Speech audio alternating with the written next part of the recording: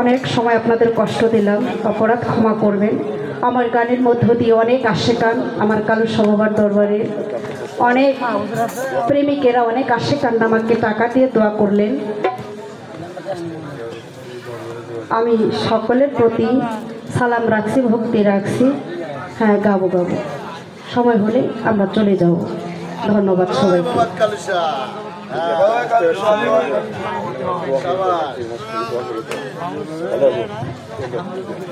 আমি একটি কথা ভুলেই গেছি, ইতিমধ্যে এখানে এসে আমার একটা বাবা হাঁটতে পারে না, একেবারে অনেক কষ্ট, অনেক দুঃখজনক ব্যাপার। বাবাজি এসে আমাকে এখানে অনেকগুলি টাকা দিয়ে দোয়া করেছে। আপনাদের সকলের কাছে আমি বাবাজির জন্য দোয়া চাই এবং আমি নিজেও দোয়া করি মালিক যেন তাকে সুস্থ অবস্থায় সর্বদাই রাখে। আপনাদের সকলের প্রতি আমার দোয়া রয়ে গেল এবং আমার জন্য আপনারা দোয়া করবেন। আবারও সালাম জানিয়ে বসছি। আসসালামু আলাইকুম ওয়া রাহমাতুল্লাহি ওয়া বারাকাতুহু।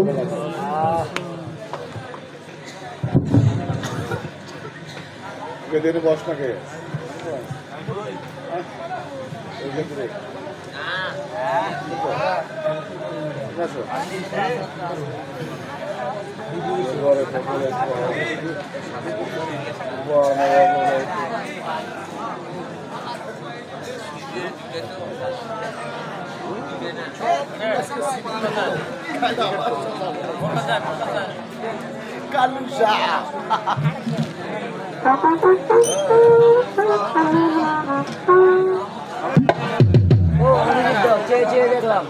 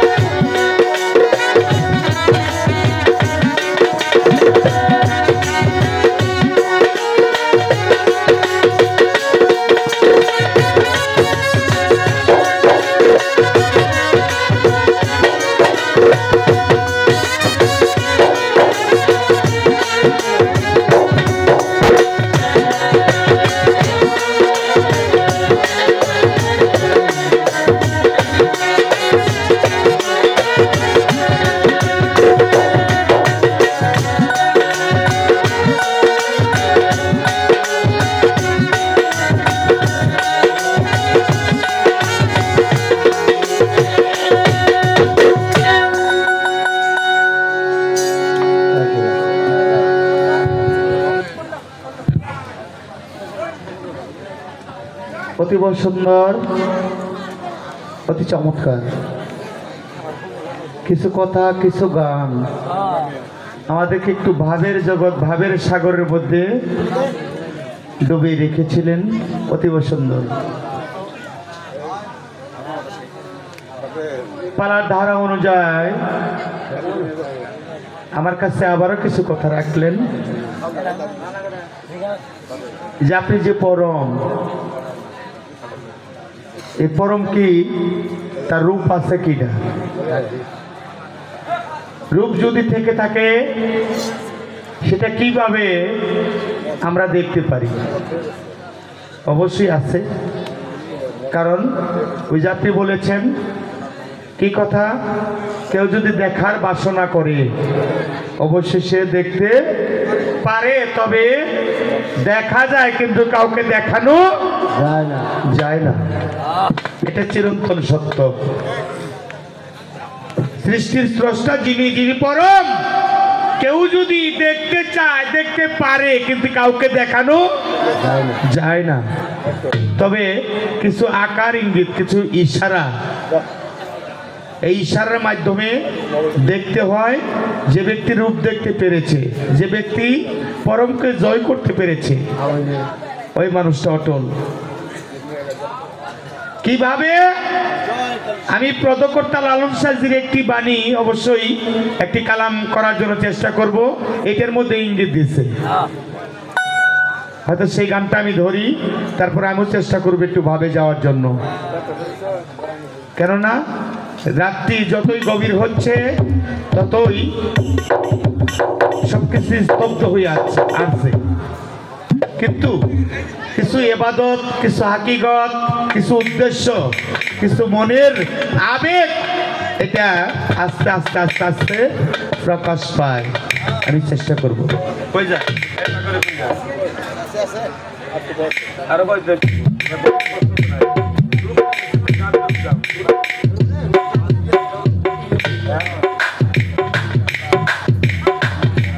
অতি চমৎকার। আবার মুসা আলাইহিস সালামের একটি জীবনী বা একটি কথা শোনাইলেন। আমার আল্লাহ সৃষ্টির স্রষ্টা, যিনি পরম দয়ালু, যিনি পরম, তিনি মানুষের গোশ খেতে চেয়েছিল। অবশেষে এদিক সেদিক যায়, পাগল বলে আখ্যায়িত করে জঙ্গলার ভিতরে যায়। জঙ্গলার ভিতরে যায়, এক পাগল ডাক দিয়ে বলে, মুসা, তুমি জঙ্গলের ভিতরে ঘোরাফেরা করো, মনটা বাহার, বিষয়টা কি? বলে, পাগল রে, আমার কথা তুমি বুঝবে না। যিনি আমার পরম, যিনি আমার স্রষ্টা, তিনি মানুষের মাংস খেতে চেয়েছে। আমি আমার পরিবার, আত্মীয় পরিজন যারা ছিল, আমার উম্মত যারা ছিল তৎকালীন সময়, আমি তাদের কাছে গিয়েছিলাম, কেউ আমাকে রাজি হয় না, কেউ গোস্ত দিতে চায় না। অবশেষে সে পাগল ডাক দিয়ে বলল, তোমার পেয়ালা দাও আর সোরাটা দাও। অঙ্গ প্রত্যঙ্গ সমস্ত কিছু যখন কেটে কেটে পেয়ালার মধ্যে রাখলেন, পেয়ালার ভিতরে রাখলেন, আমার আল্লাহ তাআলা দপ্তরে নিয়ে গেলেন। আমার আল্লাহ বললেন, মুসা, আমি তো গোস্ত খেতে চেয়েছিলাম, মাংস খেতে চেয়েছিলাম, তুমি মাংস পেলে কোথায়? বলে, এবার লাগি আমি প্রথমত আমার পরিবার পরিজনের কাছে যাই, আমার আত্মীয় স্বজনের কাছে যাই, আমি সেখান থেকে ফেরত আসি, পরে চলে যাই আমার উম্মত যারা, আমার অনুসারী যারা তৎকালীন সময় ছিল, তারা আমাকে পাগল বলে আখ্যায়িত করে। এই আমি ভয় পেয়ে জঙ্গলের ভিতর দিয়ে যাই, জঙ্গলের রাস্তা দিয়ে যাই, এক পাগল আমাকে ডাক দিয়ে বলে, মুসা, তোমার মনটা ভার কেন? তোমার হাতে ছুরি দেখা যায়, পেয়ালা দেখা যায়। আমি পাগলকে বললাম, আমার সমস্ত বৃত্তান্ত আমি পাগলকে বললাম। পাগল আমার হাত থেকে পেয়ালার ছুরি নিয়ে এই দেহের থেকে অঙ্গ প্রত্যঙ্গের মাংস কেটে পেয়ালার মধ্যে রাখলেন। আমি সে জায়গায় নিয়ে আসলাম। আমার আল্লাহ বললেন, মুসা রে, ও মুসা, আমি যখন মানুষের গোশত, মানুষের মাংস খেতে চাইলাম, তুমি তোমার আত্মীয় পরিজনের কাছে গেলে, সমগ্র উম্মতের কাছে গেলে। হে মুসা, তুমি কি মানুষ ছিলে না? তুমি কি একবারও ভাবলে না তোমার দেহের মধ্যে তো অনেকগুলি মাংস গোস্ত ছিল? মুসা, পাগল আমাকে এমন ভালোবাসে, দেখো দিল কলিজা সহ তার গা থেকে কেটে কেটে কেটে কেটে কেটে কেটে পেয়ালাটা ভর্তি করে তোমার হাতে উঠে দিয়েছে। হে মুসা, তোমার জানা উচিত, বোঝা উচিত, পাগলে যদি আমাকে ভালোবেসে আমাকে গোস্ত দিতে পারে। মুসা, তুমি কি মানুষ ছিলে না? তোমার গায়ে কি গোস্ত ছিল না? অবশেষে মুসা অঝরে চোখের পানি ছেড়ে যায়। এই মালিক রে, আমি আমার এই জ্ঞানটা আমার ভিতরে প্রকাশ পাইনি, আমি ফুটাতে পারিনি। মাওলার ইশারা বোঝা বড় কঠিন। আমার মাওলা কাউকে এই দুনিয়ার বুকে কাউকে পাঁচতলার উপরে রাখে, তারপরেও তার শান্তি হয় না। আছে কিনা? শান্তি হয়। আবার কেউ আছে আমার কালুসা বাবার মতো, সলসা বাবার মতো গাছের তলে থেকেও অনেক শান্তি বোধ করে। যেমন একটা গান করলেন অতি চমৎকার কবিগুরু বিজয় সরকারের একটি, তিনি বলেছিলেন, আমি দুঃখ পেলেই যদি আমার দয়ালকে আমি লাভ করতে পারি, দয়ালকে পাইতে পারি, এই সুখের আমার দরকার নাই। কেননা আমি সুখ পেলে তো আমার মুর্শিদকে, আমার দয়ালকে, আমার পরমকে আমি ভুলেও যাইতে পারি। এই জন্য তার কালামটা অতি চমৎকার। যাই হোক, আমি একটি গান ধরি, বলছে পরমের রূপ কি? হ্যাঁ, রূপ আছে। এই গানটার মধ্যে ইশারা আছে, আরো কিছু বলার জন্য চেষ্টা করব।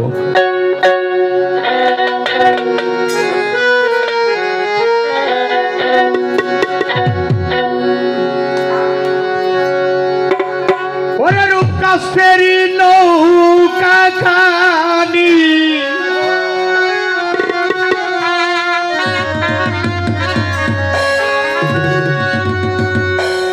রূপ কাস্তেরি নৌকা খানি, নাই ডুবার ভয়, ওই নৌকা নাই ডুবার ভয়, পারে কে যাবি নবীর নৌকাতে যা।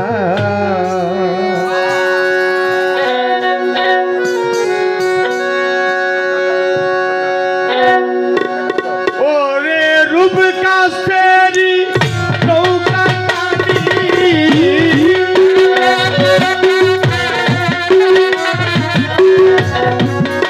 কাস্তেরি নৌকা খানি, ওই নৌকা নাই ডুবার ভয়, ওই নৌকা নাই ডুবার ভয়, পারে কে যাবি নবীর নৌকাতে আয়, পারে কে যাবি নবীর নৌকাতে যা।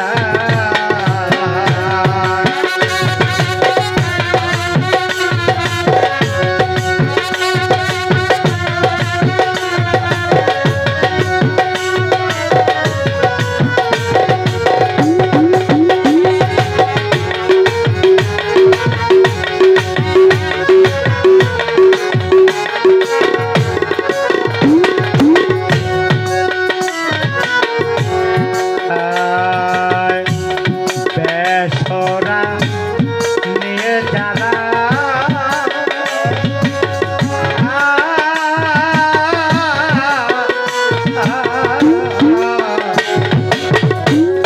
তুফানে পড়িবে তারা পয়লা ঢাকা, বেসরা নিয়ে যারা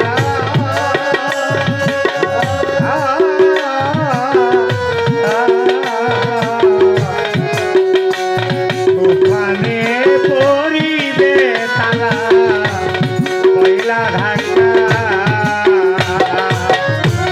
ওরে কি করবে তারা বদর গান,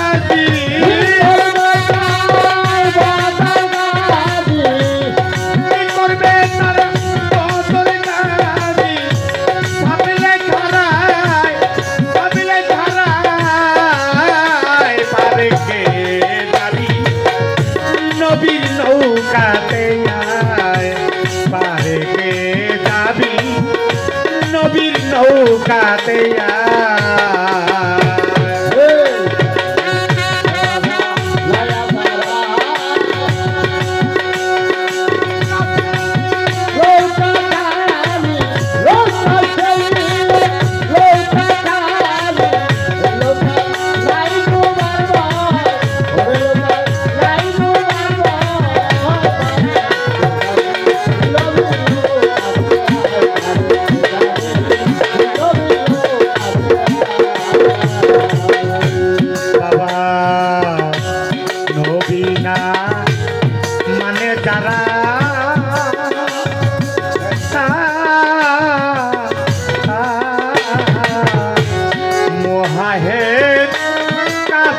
তারা এই দুনিয়া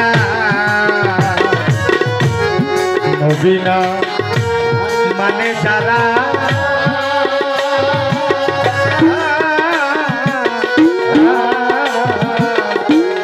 মোহাহেদ কাফের তারা এই দুনিয়া ওরে ভজনে নাই মুজরি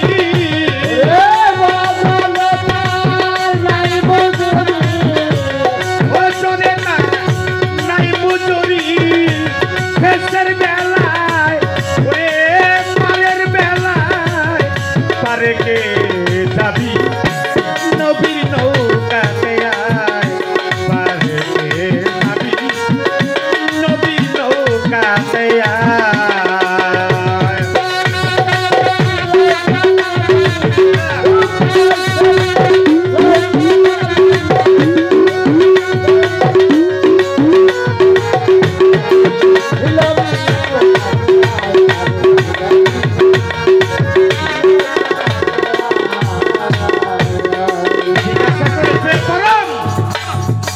আপনি যে পরম আপনার কি কোনো রূপ নেই? অবশ্যই আছে,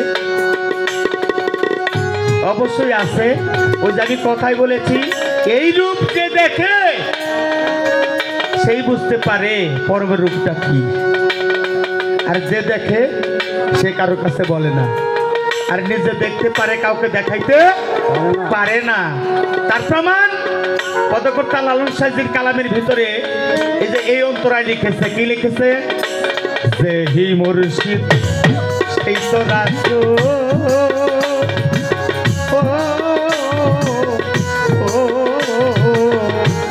এই কথাতে নয় কোনো ভুল, খোদাও সে হি মুর্শিদ সেই তো রাসূল,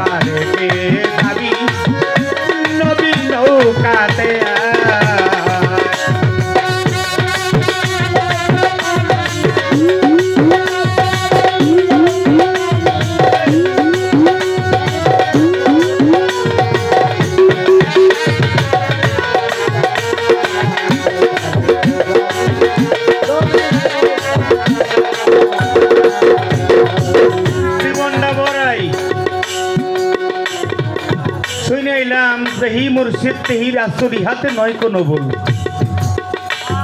খোদাও সে হয়। এই কথা লালন কয় না, এটা কোরআনে কয়। আবার কোন কোন শিল্পী দলিলের কথাও বলে থাকি আমরা। কোরআনে কোন জায়গার ভিতরে কয় বলবো কথাটা? কোরআনের কোন জায়গায় বলছে? আল্লাহ এবং আল্লাহ রাসূলকে দুই করে ভাবা যাবে না, যারা দুই করে ভাববে তারা হাক্কা কাফের। আল্লাহ রাসূল এরা দুই নয়, এটা কোন জায়গায় বলছে? পবিত্র কোরআন শরীফের ভিতরে 3 নম্বর সূরা আছে, একটা সূরা আল নিসা। এই সূরা আল নিসার ভিতরে 151 নম্বর আয়াত থেকে শুরু করে 53 নম্বর আয়াত পর্যন্ত যদি কারো ঘরে বাংলা কোরআন শরীফ থাকে, বাংলা ভাষায়, আরবি ভাষায়, খেয়াল করবেন সমস্ত ভাষায়, 3 ভাষায় কোরআন, এই কোরআন শরীফটা আপনি একটু দয়া করে পড়ে দেখবেন, তাইলে আপনি পেয়ে যাবেন। কারণ আল্লাহ এবং আল্লাহ রাসূলকে দুই ভাবা যাবে না। যারা দুই ভাববে তারা গলগলা পাক্কা ধরনের একটা কাফের। এই জন্য পদকর্তা লাল সাইজে একটু বড়ই হয়ে গেছে, নয় একটু বিভূতি হইত। যেহি মুর্শিদ সেই তো রাস্ত,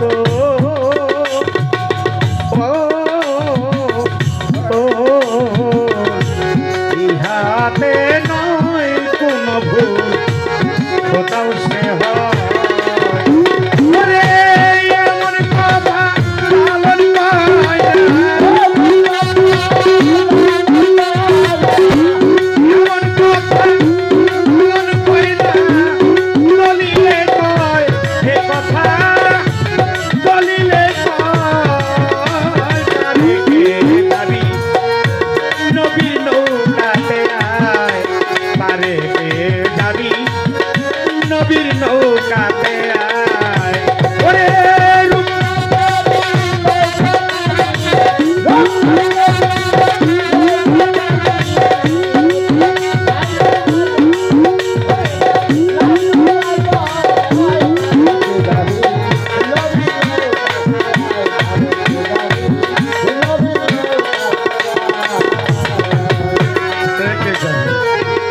নবীর নৌকাতে। পরমকে দেখতে চাইলে, পরমকে পাইতে চাইলে, তাহলে নবীর মহব্বত, নবীর ভালোবাসা, নবীর ভালোবাসা আমার ভিতরে, আপনার ভিতরে থাকলেই পরমকে জয় করা সম্ভব। আমার নবী বলেছে, কি বলেছে? যেটা ঈদে গাদিরে, আপনারা ওইটা জানেন মনে হয়। ঈদে গাদিরে 6 লক্ষ সাহাবী ছিল। তার মাওলা আলীর ডান হাতে ধরে বলেছিল, আহলে বায়াত, আহলে বায়াত, আহলে বায়াত। এই আহলে বায়াতের ভিতর অন্তর্ভুক্ত যারা হইল, আমার নবী বলেছে এটা মাওলা আলীর হাত না, এটা আমার হাত, আমার হাত না, এটা আল্লাহর হাত। তাহলে এখানে 3টা বিষয় সমন্বয় করেছে। 3টা বিষয়, একটা হলো মুর্শিদ, দয়াল নবী এবং আল্লাহ, 3টা সমন্বয় করেছে এক। এই জন্য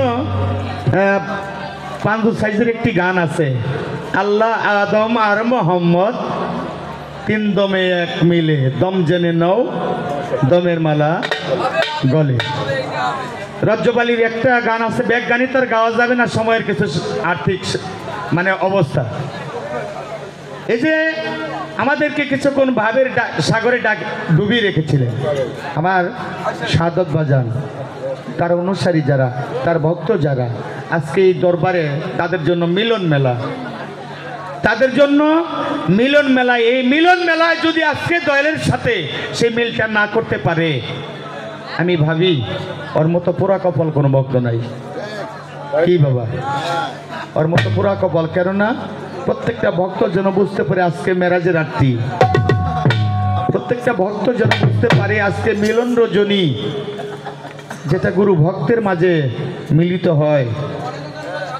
এই কালুসার ঘরটা অনেক অনেক যারা এখানে আছে, যারা কালুসার ঘর থেকে তরিকার ভিতরে অন্তর্ভুক্ত আছে, তারা হয়তো বিষয়টা জানে, আর যারা তরিকার ভিতরে অন্তর্ভুক্ত হয় নাই, তারা হয়তো এই বিষয়টা জানে না।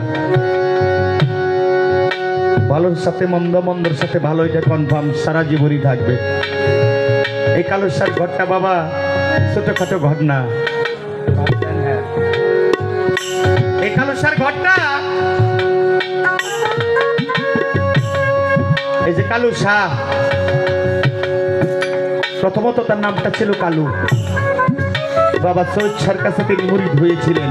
আপনারা অনেকে জানেন বিস্তারিতটা, আমার চাইতে ভালো জানেন যারা এই ঘরের অন্তর্ভুক্ত।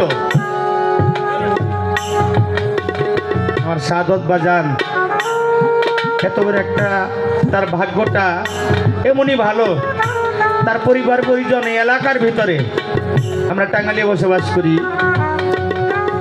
আমাদের পাশেই সাটুরিয়া, আপনারা জানেন মানিকগঞ্জ সাটুরিয়া। কিন্তু এই এলাকাটার ভাগ্য ভালো, কেননা সে দরবার থেকে একটা শাখা এই জায়গায় প্রেরণ করেছে। এই কালুসার ঘর, সৈয়দ ঘর, এটা বাবা খুঁটিনাটির ঘর না। কেননা এই কালুসা ছিলেন সৈয়দ ভক্ত। একটা দরবারে অনেক অনেক পয়সাওয়ালা ব্যক্তি, টাকাওয়ালা ব্যক্তি মুরিদ হয়, আবার একটা ব্যক্তি দিন মজুর কাজ করে খায়, সেও মুরিদ হয় কিনা বাবা?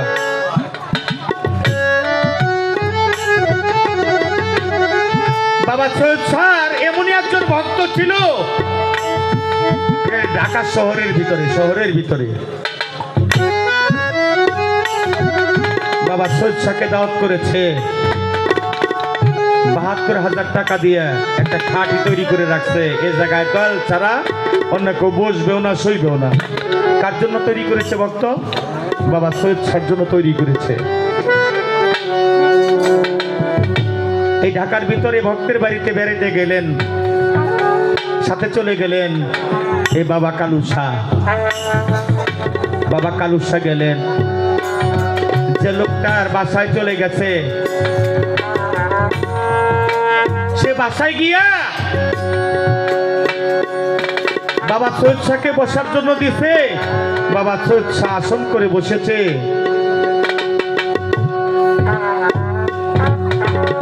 দয়ালের সাথে যদি কোনো লোক আসে, দয়াল তো একা একা বসবে না, ডাকদা বলছে বাবা কালু, ও বাবা কালু, তুমি আমার পাশে একটু বসো, তুমি আমার পাশে একটু বসো।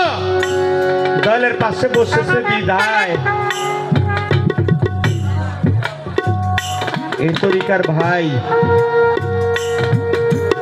মনে মনে একটু হিংসা করেছিল। দয়াল বুঝতে পেরেছে। কি হিংসা করেছিল? যে খাটের মধ্যে আমার দয়াল বসবে, সে জায়গায় আমার জাকের ভাই বসবে, এটা আমার সহ্য হবে না। সৈয়দ শাহ বুঝতে পেরেছিল। ওই বাসায় এক গ্লাস পানি পর্যন্ত পান করেনি। বুঝতে পেরে বাবা সৈয়দ শাহ কালুসাকে ডাক দেয়, বলে বাবা কালু রে, আমরা এই বাসায় এই বাড়িতে আর থাকবো না, চল আমরা চলে যাব। দুই ভক্ত মিলা চলে আসে। আসার পর এক ভক্ত বাড়ি গিয়েছিলাম, সেখানে যদি শান্তি না হয়, গুরুর মন কখনো শান্তিদায়ক হয় না। কালুসাকে সারা রাত্রি পাশে রেখে দিলেন। কোনো সমস্যা ভাই? সমস্যা কোনো? দয়ালের দরবারে, এই আজকে আমার শাহাদত বাবার দরবারে, গতকালকেও মিলাদ মাহফিল, ওয়াজ মাহফিল, জিকির মাহফিল, আলাপ আলোচনা মাহফিল হয়ে গেছে গত রাত্রে। হয়েছে কিনা? হয়েছে। গান বাজনা হয়েছে। ভক্ত যারা ছিল, এলাকাবাসী যারা ছিল, এই যে 2 দিন ব্যাপী অনুষ্ঠান, ঠিক তেমনি ভাবে অনুষ্ঠান চলছে বাবা সৈয়দ শাহ দরবারে। হঠাৎ করে বাবা সৈয়দ শাহ হাজার ভক্তের ভিতরে মুখ দিয়ে ফুকে বাড়ি করলেন, তোরা কি কেউ আসিস? আমাকে একটা তরমুজ এনে খাওয়াবি? পাগলি মা গো, যদি কোনো দয়াল কোনো ভক্তের কাছে এই ধরনের আর্জি রাখে, এমন একটা সময় আর্জিটা রেখেছে, তখন কিন্তু এই তরমুজের মৌসুম না, এখন যেমন পাওয়া যায় এমন টাইমে কথাটা বলেছে, কিন্তু ওই মুহূর্তে তরমুজের সময়টা ছিল না।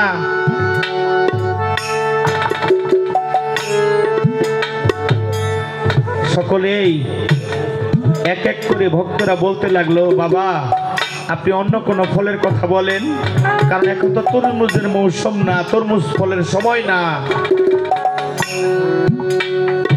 বাবা সৈয়দ শাহ ভক্তদের কথা শুনে বলে ঠিক আছে, হয়তো আমার মুখটা বাইর হয়ে গেছে, এখন যখন সময় না, তোদের আর ব্যবস্থা করতে হবে না। দেখেন, হাজার ভক্তের ভিতরে একজন আসে কি ভক্ত থাকে।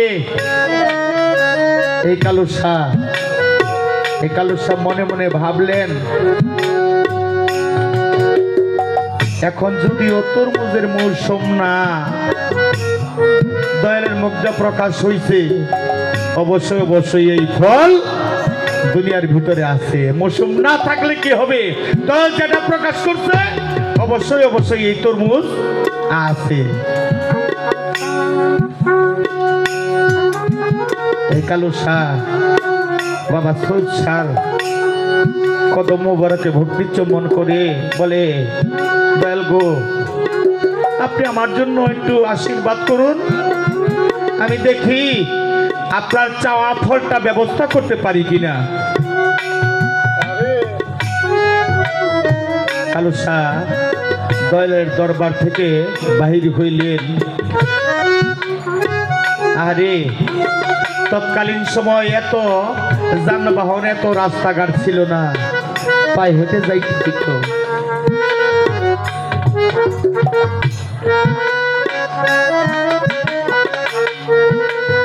সকালে বাহির হইলেন, সকাল থেকে নিয়ে সারাটা দিন পার হয়ে গেল, বিভিন্ন জায়গায় খোঁজাখুঁজি করে, এ তরমুজ আর মেলে না। মাগো, দয়াল যদি কোনো ভক্তকে পরীক্ষা করে, দয়াল যদি কোনো ভক্তের প্রতি সদয় হয়ে যায়, আপনি সেই কাজগুলি সফলতা অর্জন করতে পারে। সন্ধ্যার সময় ভাবে, বেলটা ডুববে তার আগ পর্যন্ত, তার আগ মুহূর্ত, আমি যদি তরমুজ নিয়ে না যাইতে পারি আমার দয়ালের দরবারে, আমি ভক্ত নামের কলঙ্ক হব রে এই ভব সংসারে। আমার দয়াল বড় ভালোবাসি, মুর্শিদ বড় ভালোবাসি, তাই তো দয়ালের কাছে আসি, দয়াল বড় ভালোবাসি।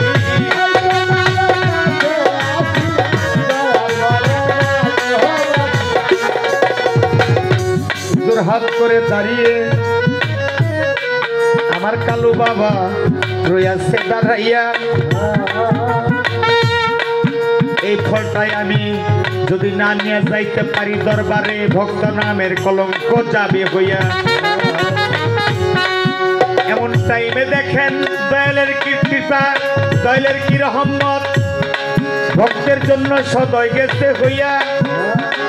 এক ব্যক্তি হঠাৎ করে কালুর সামনে চলে গেছে, ডাকতে বলে, বাবা তোমার মনটা ভার কেন? বলে, দয়াল রে, আমার দয়াল আমার কাছে একটি ফল খেতে চেয়েছে, যে ফলটার নাম তরমুজ। আমি সকাল থেকে নিয়ে সন্ধ্যা ঘরে যাচ্ছে, এই ফলটার ব্যবস্থা আমি করতে পারি নাই। বলে, তুমি এই মুহূর্তে চলে যাও এই বাজারের ভিতরে, দেখো বাজারের ভিতরে গিয়া দেখো একটা ব্যক্তি 3টা তরমুজ নিয়ে বসে আছে, এই 3টার থেকে একটা যেটা তোমার ভালো মনে হয় তুমি একটা ফল নিয়ে তোমার দয়ালের সেবায় যাও। এই কথাটা শুনে দৌড়ে চলে গেছে সেই বাজারে, এদিকে বেলতলি যাচ্ছে, তরমুজ নিয়ে বসে আছে। সবচেয়ে যে বড় তরমুজটা, এই বড় তরমুজটা দেখে এই বাবা কালু শাহ ডাক দেয়, বলে, এই তরমুজটার দাম কত?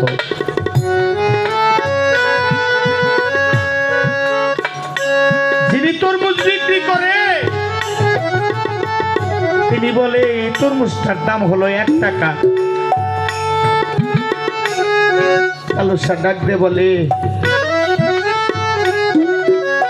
বাবা রে, এই তরমুজটার দাম যদি 1 টাকা হয়, আমার কাছে তো 1 টাকা নাই, আমার কাছে 8 আনা পয়সা আছে, এই আটানা পয়সায় কি তরমুজটা দেওয়া যায় না?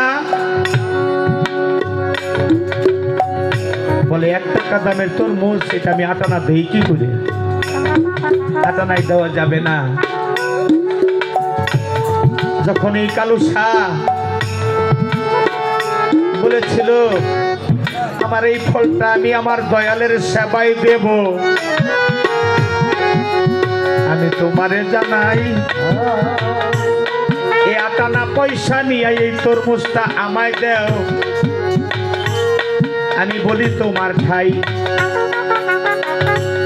আর আটানা যে প্রাপ্য থাকবা তোমারে জানাই, আমার দয়ালের সেবায় ফলটা রেখে এসে ওই আটানা পরে শোধ করে দিব, জেনে নাও না ভাই। ওই লোকটাই বলে তুমি যখন দয়ালের কথা বলেছ, এই তরমুজটা আমি তোমাকে দিয়ে দিলাম, এই আটানাও তোমার দেয়া লাগবে না। এই তরমুজ যখন নিয়ে যায় অনেক অনেক ভক্তবিন্দু অবাক হয়ে যায়, তরমুজের মৌসুম না, ফলটা কে আনলো? ফলটা কে আনলো? হুজরাখানা ঘরে চলে গেছে, যেখানে বাবা কালু শাহ শুয়ে আছে।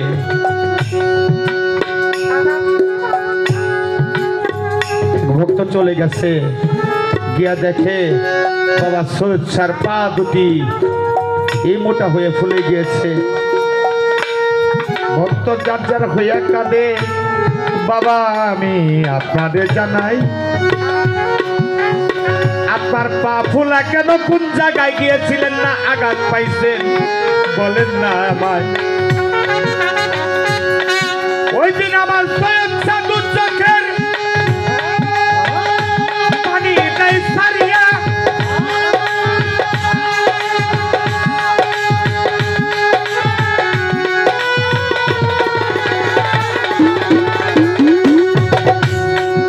আমার ভক্তকে বিপদের পথ থেকে উদ্ধার করা গুরুর দায়িত্ব।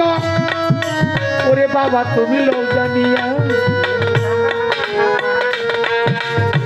যার প্রেমে যার মন মুইতাছে, যার প্রেমে যার মন মুইতাছে, ওরে সে কি বলতে পারে, যার প্রেমে যার মন মুইতাছে।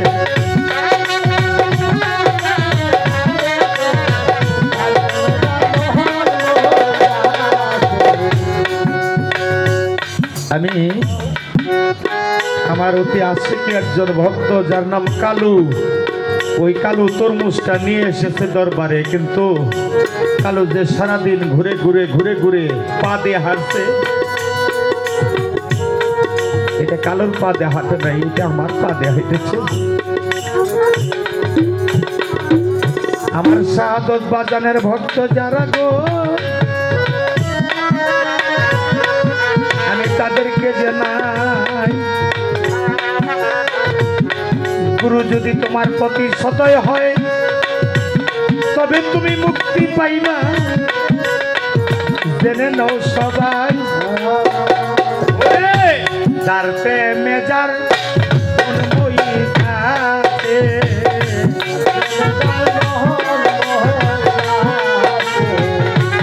সে কি করে রইছে,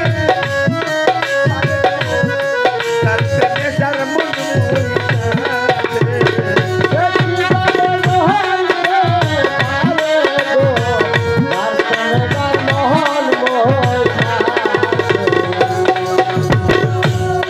ভক্তের এমন পীড়িত গো, ওরে বাজার সেজন করতে পারে।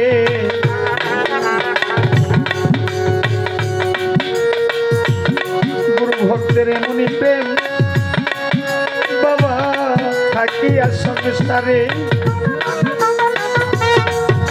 ভক্ত আমার মাতা পিতা গো,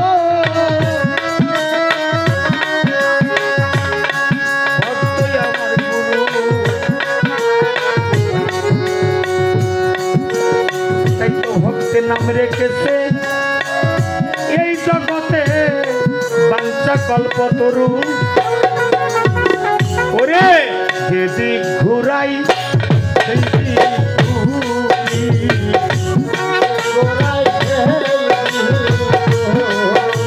ওরে তাই তো ভবের কাছে আসিব, যেদিক ঘুরাই সেই দিক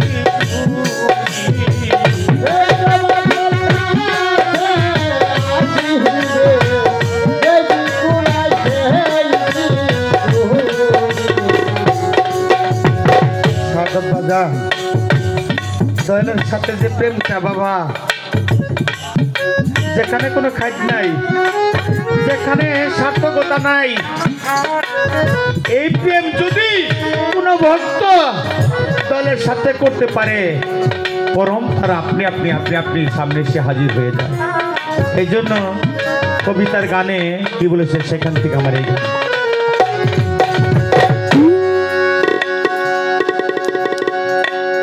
হবে প্রেম কি সামান্য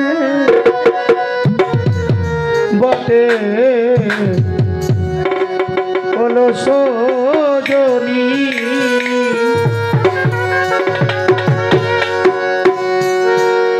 ওরে হিমকসা পাথরের মতো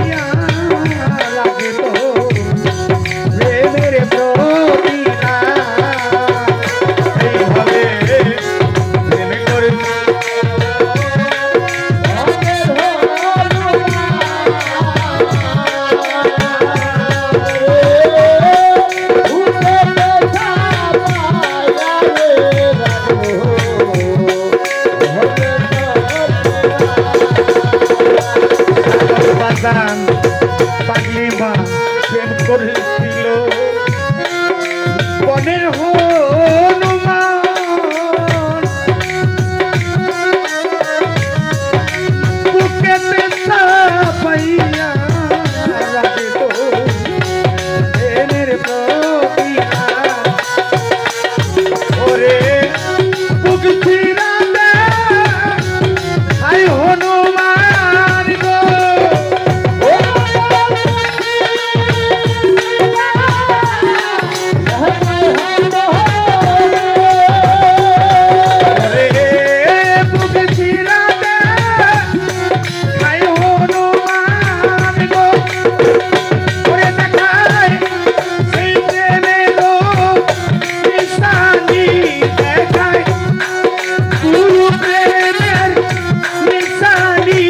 ভবে প্রেম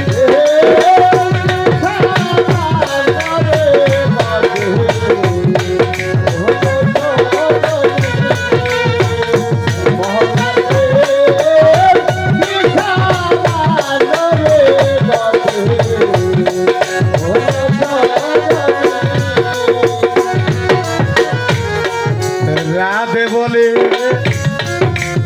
আমি তো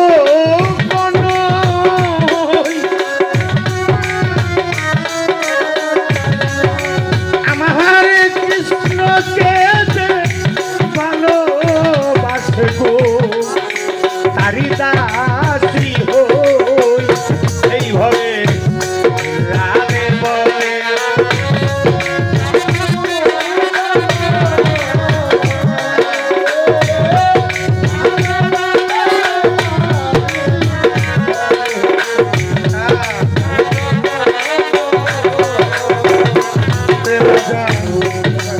রাধে বলে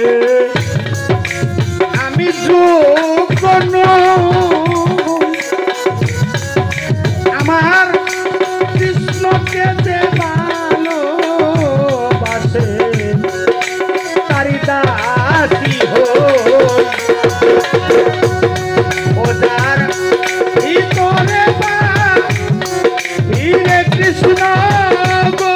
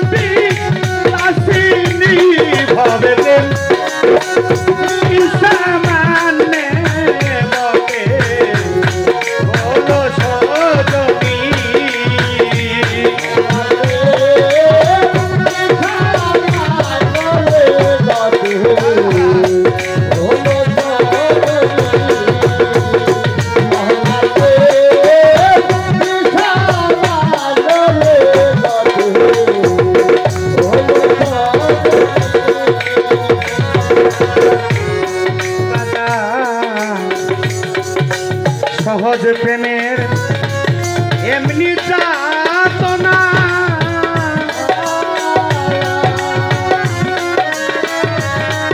ওরে লোহাতে লাগিলে পরশ লোহা হই সোনা এইভাবে সহজ প্রেমের এমনি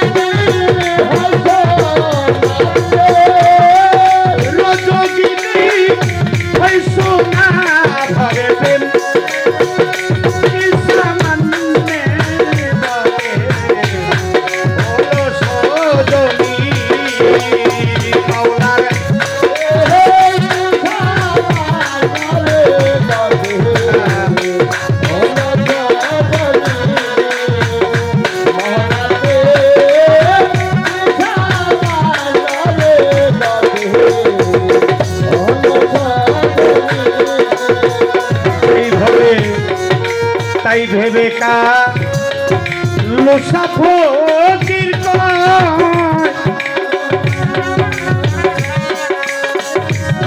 ওরে লোহাতে লাগিলে লোহা সোনা হয় এইভাবে তাই ভেবে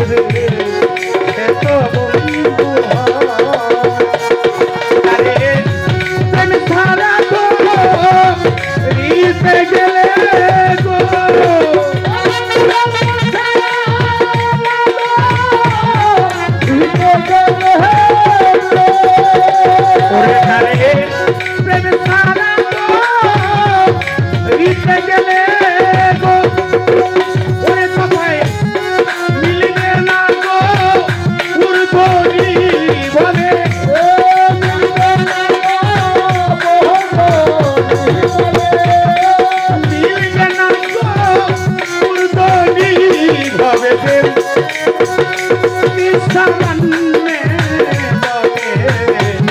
হলো সজনী মাওলার প্রেম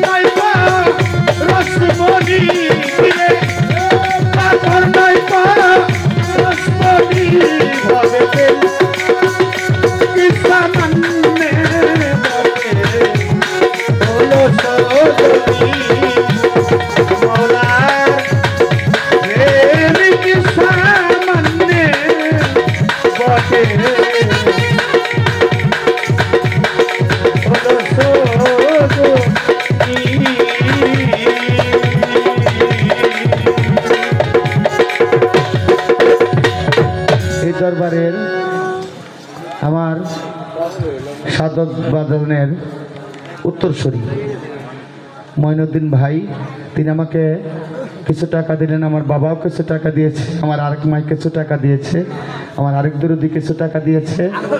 এই দরবার থেকে আমি যে সম্মান পেলাম, আসলে বাবা এই যে এই গানটা আমি নিম্ন স্তরে বাস্তবে যতাই 2-3 বছর ধরে আমার গাওয়া হয় না।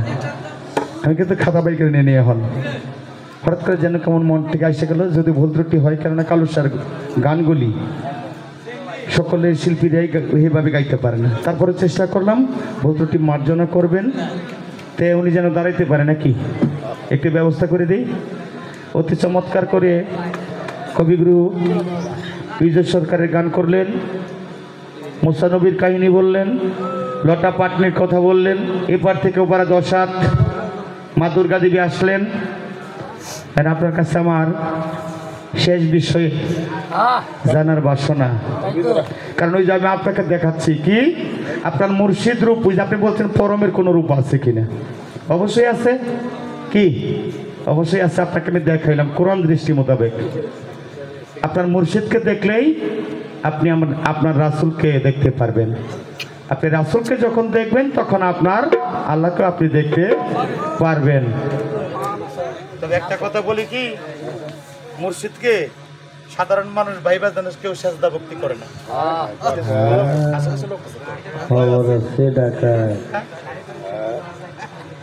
বাহ বাহ বাহ, আমার সৌদি ভাইজান, আসলে আমার ইচ্ছা ছিল জীব পরমপালা, আমার জীবনে করি নাই জীব পরমপালা। আমি বলি আপনারে, এটা অডিও ক্যাসেট 1 ঘন্টার ব্যাপার। খেয়াল করবেন, 72 মিনিটের একটা সিডি হইতো, সিডি এক সময়।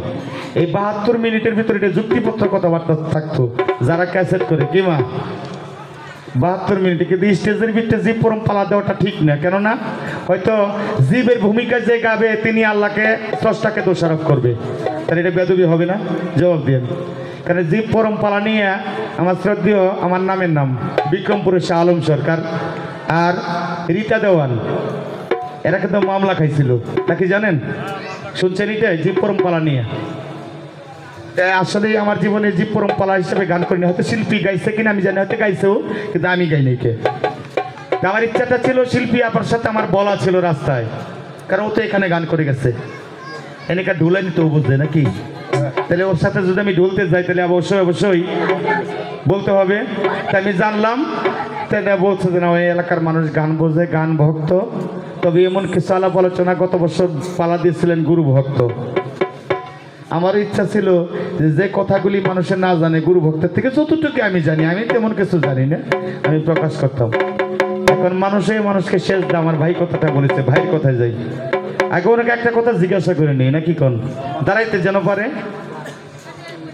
এখন আপনি আপনার মুর্শিদ কেবলাকে, আপনার দেহের ভিতরে এমনই কিছু রত্ন আছে যেটা মহারত্ন, সময় থাকতে করতে হয় যত্ন, দিতে হয় জ্ঞানের দেয়াল যাতে ঢুকতে না পারে শিয়াল।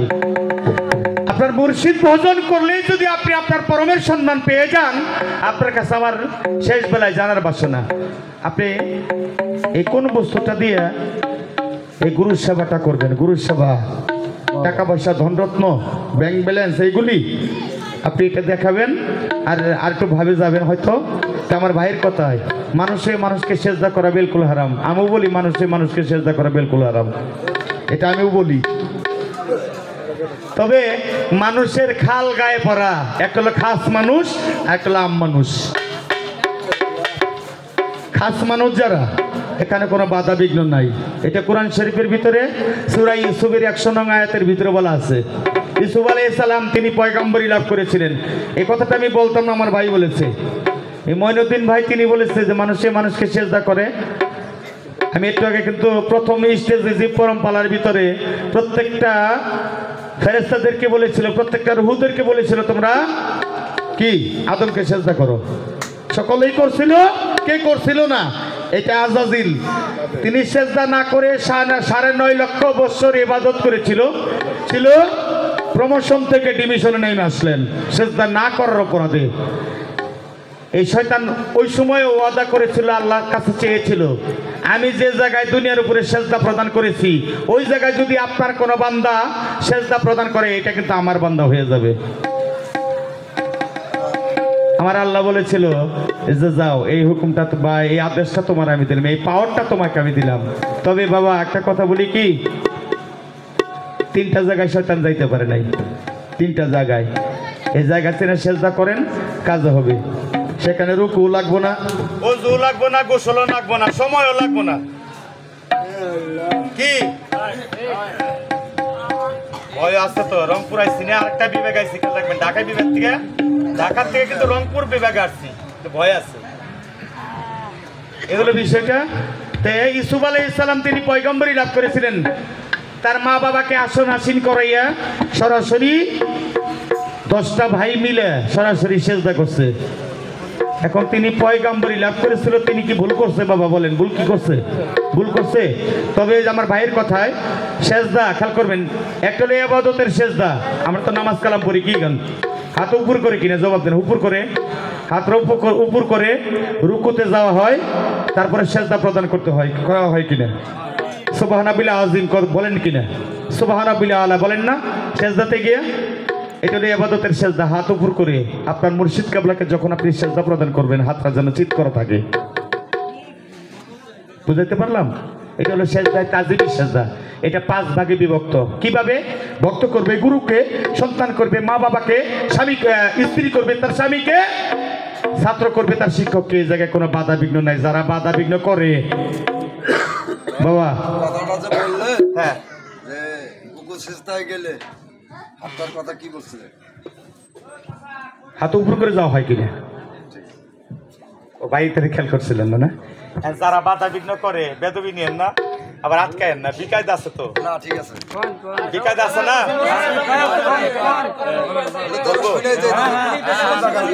আটকায়েন না। শোনেন, যারা এগুলি বাধা বিঘ্ন করে, যারা বাধা বিঘ্ন করে, এইটা খেয়াল করেন, যে জায়গায় নবীর জন্ম ওই জায়গায় আবু জেহেলের জন্ম। যেখানে আদম সেখানে বাদী হলো কে? অগণিত ফেরেশতাদের মধ্যে বাদী হইল আজাজিল, যার নাম মকরম আবেদ। 9.5 লক্ষ বছরে ইবাদত করেছিল। এর নাম নিয়ে ইবাদত করে এটা মানবেন না কি? আপনি প্রমোশন থেকে ডিমিশনে আসবেন, এটা আপনি ভাবেন। এই পর্যন্ত রাখলাম। আমার ভাইটা বলেছে, বলে দেওয়ার জন্য চেষ্টা করলাম।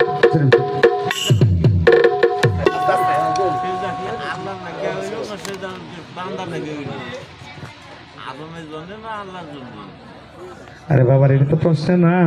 আমার বাবা কথাটা বলেছে, শোনেন, আমরা একটা রাকাতে 2বার সেজদা দেই কিনা? নামাজের বিষয়ে বলেন, একটা রাকাতে 2বার সেজদা হয় না? একটা হলো আল্লাহর হুকুমের সেজদা, আর একটা হলো ভয়ের সেজদা। কিভাবে ভয় থাকে জানেন? কারণ যেহেতু মকরম আবেদ করলেন না, লানতের ত্বক পড়লো, তাহলে ভয় পাইলাম আমাকে উপর যেন না আসে। মকরমকে বললেন যে আপনি হলেন আমাদের মাস্টার, আপনি হলেন আমাদের নেতা, তাহলে আমাদের জন্য একটু দোয়া করেন, এই আপনারও বিশ্বাসটা যেন আমাদের উপরে না আসে। তিনি কি করলেন? প্রত্যেকটা সৃষ্টির জন্য তিনি দোয়া করলেন দুহাত তুলে, কিন্তু নিজের জন্য দোয়া করলেন না। কি তাহলে ভয় ভয়ে একটা হুকুমে একটা। এখানে আরো অন্তর্নিহিত যদিও ছিল, হয়তো আপনারা জানেন, জানার পরে যদি আমাকে যাচাই করেন তাহলে আমি বিরাট একটা দুঃখজনক দুঃখ পাবো, না না ঠিক আছে আপনারা জানেন। তবে ওই কথাটাই যদি আপনি যদি আপনার বাবা মার পায়ে সেজদা প্রদান করেন, আপনার বাবা মার কদম মোবারকে, কদম বুঝি, কদম শব্দের তো পা, বুঝি শব্দের তো চুম্বন করা। আমার নবী বলেছে এটা, নবী পাক সাল্লাল্লাহু আলাইহি ওয়াসাল্লাম তার মুখের বাক্য। যদি কোনো সন্তান মা এবং বাবার পায়ের কদম মোবারকে চুম্বন করতে পারে, সেজন্য একটা জান্নাতের দরজার মধ্যে চুম্বন করলো। সকলে বলি সুবহানাল্লাহ। যদি বাবাকে যদি কদম বুসি করার সময় বাবার কদম মোবারকে চুম্বন করলো, ওই বান্দা যেন বা ওই ব্যক্তির যেন, ওই মানুষটা যেন কাবা ঘরের দরজার মধ্যে চুম্বন করলেন। এটা নবীর কথা। এখন কেউ পড়ি না, কেউ পড়ি না, ওইটা আমল করি না, কি ঠিক আছে কিনা? তাহলে নবীর কথা এটা মানতে হবে। আর যে মা খালারা যারা গান শুনতেছেন, মা খালারা যারা গান শুনতেছেন, ওই যে আমি বলছি এই তাজিমি সাজদা 5 প্রকার, 5 ভাগে বিভক্ত। গুরু মানে গুরুকে করবে, ভক্ত করবে বা শিষ্য করবে তার মুর্শিদ কাবলাকে, স্ত্রী করবে স্বামীকে, যেখানে আকবরী হজের সওয়াব আমল নামার মধ্যে লিপিবদ্ধ করে। আকবরী হজ আপনার ঘরের ভিতরে, কি স্বামী স্ত্রীর ভিতরে, এটা আকবরী হজ। বাবা মার কদম মোবারক, এটা হলো কবুল হজ।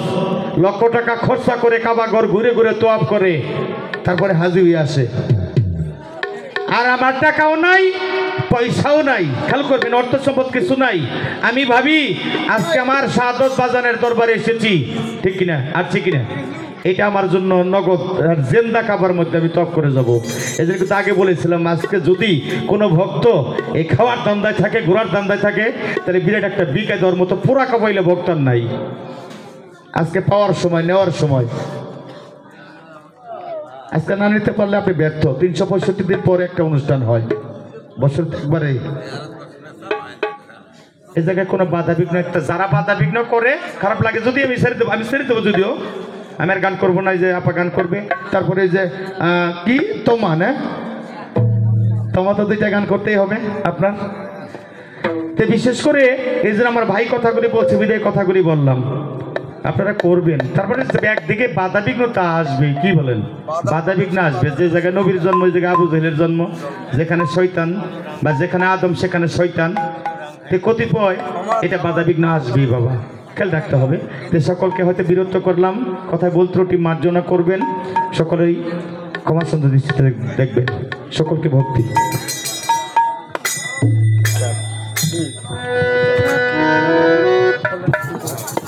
বাগড়া